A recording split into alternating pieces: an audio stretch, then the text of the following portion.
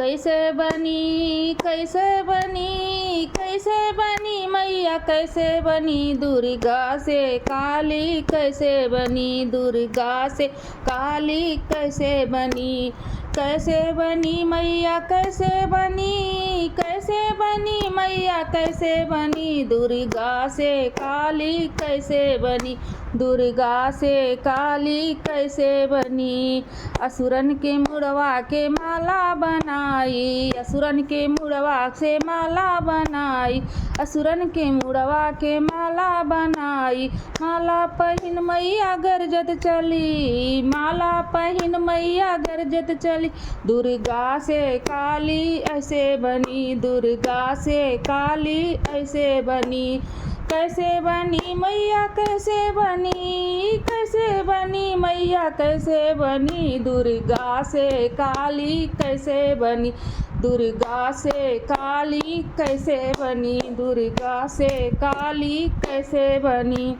कैसे बनी मैया कैसे बनी मैया कैसे बनी दुर्गा से काली कैसे बनी दुर्गा से काली कैसे बनी दुर्गा से काली कैसे बनी।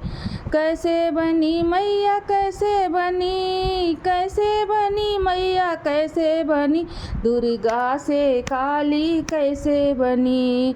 असुरन के हथवा के करधन बनाई असुरन के हथवा के करधन बनाई करधन पहिन मैया नाचत चली दुर्गा से काली ऐसे बनी दुर्गा से काली ऐसे बनी हो करधन बनाए मैया नाचत चली दुर्गा से काली ऐसे बनी दुर्गा से काली ऐसे बनी। कैसे बनी मैया कैसे बनी मैया कैसे बनी दुर्गा से काली कैसे बनी दुर्गा से काली कैसे बनी।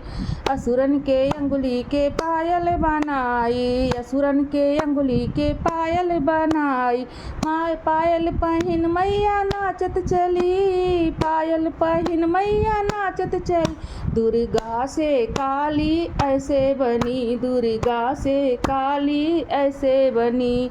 कैसे बनी मैया कैसे बनी मैया कैसे बनी दुर्गा से काली कैसे बनी दुर्गा से काली कैसे बनी दुर्गा से काली कैसे बनी दुर्गा से काली कैसे बनी।